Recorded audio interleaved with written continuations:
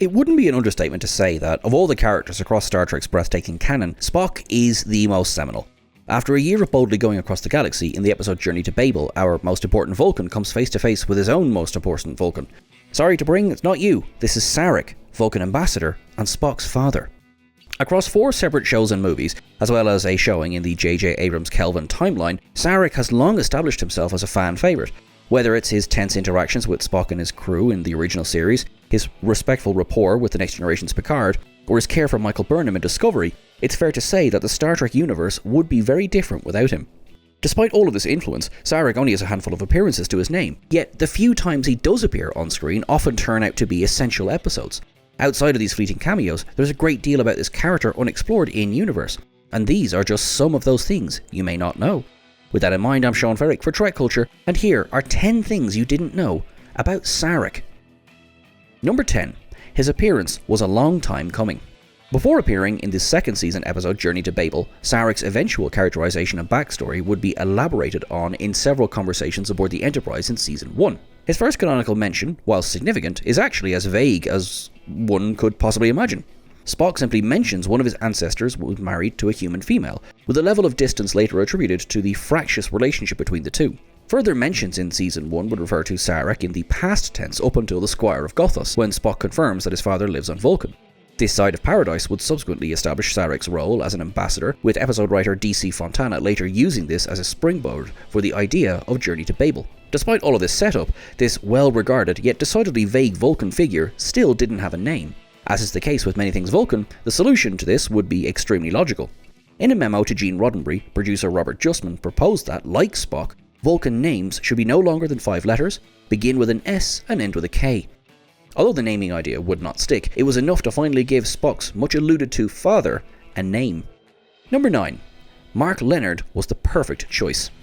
If you want a character done right, you need the right actor. Fortunately for the crew of the original series, they already had an actor on their books who could convincingly pull off the pointy ears of Star Trek's most logical of races.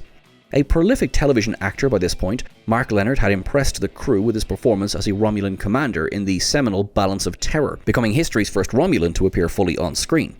Subsequently considered to replace Spock had Leonard Nimoy not signed on for a second season, Leonard was the obvious choice for the Vulcan's father when Journey to Babel began production. According to Nimoy, Leonard was voracious in his desire for knowledge of Vulcans, and was even instrumental in devising the intimate Vulcan ritual of finger-touching. For the last word on Leonard's perfect casting, we have to look at writer DC Fontana's original conversation with Gene Roddenberry. When discussing the subject in the book I Am Spock, Fontana recalls Roddenberry suggesting the actor during the writing of Journey to Babel, to which the writer could only respond, "Whoop-de-doo, let's go!" I'll take that was a yes then. Number 8. He was incredibly popular with fans. Following his appearance in Journey to Babel, the fan response to Sarek was substantial to say the least. Owing largely to Mark Leonard's performance, it wasn't long before the fan mail would start flooding in. In fact, for the first 2 weeks, the number of letters was so vast that it even exceeded those received by series regular Leonard Nimoy. Of the many fans that Sarek and Leonard gained from this episode, Nimoy proudly counted himself amongst them, stating in the Season 2 special feature To Boldly Go Season 2, Mark had a real sense of dignity and authority that the character needed. Over the years, Sarek would constantly appear in best of lists, including 13th best character in IGN's 2009 list, 11th best character in Screen Rant in 2016, and 5th best recurring character in CBR's 2018 list. He would also feature in Sci-Fi's unranked list of most interesting supporting characters in 2015, among such distinguished fan favourites as the omnipotent Q and duplicitous Cardassian Garak. Interesting company to say the least. Number 7. He nearly returned in the Enterprise incident.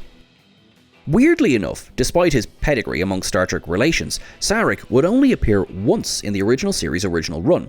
That's not to say that attempts weren't made to bring him back, but nobody working harder to do so than Journey to Babel writer DC Fontana. In Season 3's The Enterprise incident, Fontana's original intention was to have Sarek on a diplomatic mission into Romulan space, negotiating with the male Romulan commander to buy time for Kirk and McCoy's surgical alteration and covert mission to steal cloaking technology, which did make it into the final episode. However, upon submitting her story outline to co-producer Robert Justman, Fontana was talked out of the Vulcan ambassador's involvement in the episode.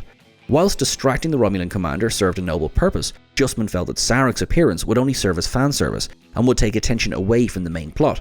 The decision was made to install Spock as the primary point of contact with the Romulans, and to change the commander to female, allowing an exploration of Spock's more emotional human side. This would not be Fontana's last effort to bring back Sarek, as we would see in the years to come. Number 6. He has appeared more than most other supporting characters. Parental figures are incredibly important to Star Trek and its crews. Some, such as Worf's adoptive parents, the Roshenkos, would only make one appearance together, while others, like the iconic Lwaxana Troi, would come back again and again. We can luckily count Sarek among the latter. Following on from DC Fontana's aborted attempt to install Sarek in the Enterprise incident, she would once again find the opportunity to write the character in the animated series episode Yesteryear, appearing in his younger years as Spock travels back in time to prevent his own death. After initial plans for a Vulcan-centric movie fell through, Sarek would appear again in the final 4 original series movies, if of course we count Spock's flashback in The Final Frontier, as well as returning to television as part of a 2-episode arc in The Next Generation, exploring his affliction with Bendai syndrome and subsequent death. This is not the last we would see of Sarek, however, as an alternate version would appear in the Kelvin timeline, and the original Sarek would be pivotal in the early seasons of Star Trek Discovery as the guardian of protagonist Michael Burnham. With 13 appearances across 4 series, as well as 5 movie appearances, the once cameo-like figure of Sarek has taken his place as one of Trek's most recurring characters. Number 5. Pieces of his backstory never made it to air. Despite living from 2165 to 2368, a total of 203 years, very little is established in Star Trek of Sarek's life outside of his relationship with Spock, Michael Burnham, and his role in Vulcan as an ambassador. For this kind of information, we have to look at deleted scenes and dialogue to determine, however apocryphal, pieces of Sarek's backstory. Early in his life, prior to his time in a diplomatic role, Sarek served as an astrophysicist, as revealed in dialogue from the original draft of Journey to Babel. Outside of work, a deleted scene from A Land of Troyes also references him being an accomplished musician with enough talent to place first on all Vulcan music competition, narrowly beating out his closest competitor, his son Spock. We have no way of knowing where in the timeline this particular competition takes place or what instruments were played, but judging by Spock's proficiency, it's likely that a Vulcan lute or similar would be the instrument of choice. We can assume neither of them played the Ballad of Bilbo Baggins, a classic Leonard Nimoy track. We can't say for definite. Number 4. His return wasn't always certain.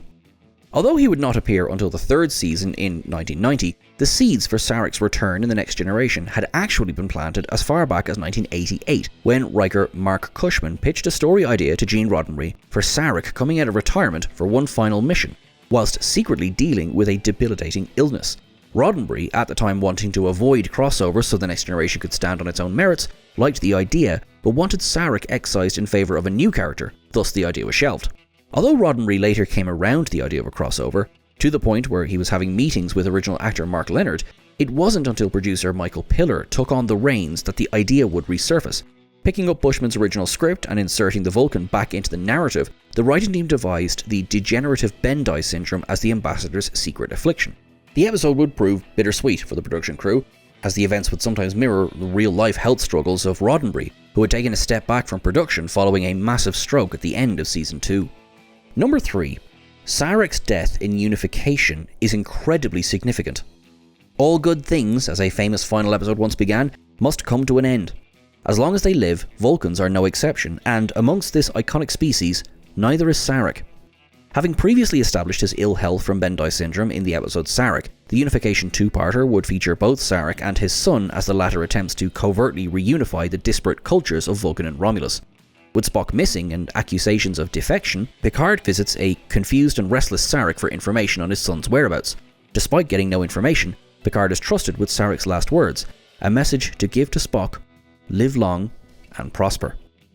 The episode and its production would occur around the time of Gene Roddenberry's death, lending a great deal of significance to the similarly impending fate of Sarek, and an emotional gut punch to the crew. Sarek's death also marks the first time a recurring character on the show would permanently pass away, with every previous death involving a resurrection somewhere down the line. With elder statesmen of Star Trek, both within the narrative and beyond, ultimately meeting their end, Unification would mark a turning point for the show, with Sarek serving as an icon of this change. Number 2. He nearly appeared on Enterprise. Although it was not witnessed on screen, Sarek's death in the course of The Next Generation's Unification was established as canon in-universe, thus scuppering any appearances in Deep Space Nine or Voyager, and effectively ending Mark Leonard's tenure as the character. With the new millennium, however, came Star Trek's increased focus on prequel stories, and opportunities to bring Spock's father back to the screen. Although his most significant prequel appearance is in Discovery, where he takes on Michael Burnham as his ward, prior to this there were discussions about placing him in Enterprise. Launching in 2151, before the Federation existed, United Earth's first Warp 5 vessel spends most of its time under the watchful eye of the Vulcans, whose ambassador Soval considers humans' exploration of the galaxy to be rash for such an ill-equipped species. Flanked by senior aides T'Pol and Toss, early production conversations originally considered adding Sarek to this retinue. Whilst the idea to plant Sarek on Earth in such a role, learning of their culture and eventually falling for Amanda Grayson, would seem to be of great interest, it ultimately would not come to be. We could speculate any number of reasons, but Sarek being born 14 years after the show is set might have something to do with it. Number 1. Yesterday's Enterprise was originally his first appearance in The Next Generation. Prior to Sarek's reappearance in his eponymous episode during The Next Generation, he was a key part of an initial story treatment for the critically acclaimed Yesterday's Enterprise. In the episode, the Enterprise C travels to the present through a temporal anomaly, and its absence from the past inadvertently leads to an all-out war between the Federation and the Klingons. However, the episode's initial pitch instead focuses on Sarek using the time-travelling Guardian of Forever to study ancient Vulcan at the time of awakening. Before returning to the present, Sarek and his team would inadvertently alter the timeline leading to the death of Surak, the father of modern Vulcan, destabilising the planet and the wider galaxy as a result.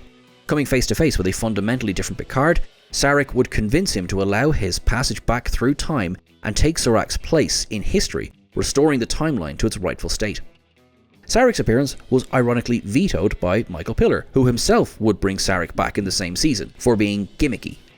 And the episode was rewritten, like the timeline itself, to become one of the Next Generation's most well-regarded episodes.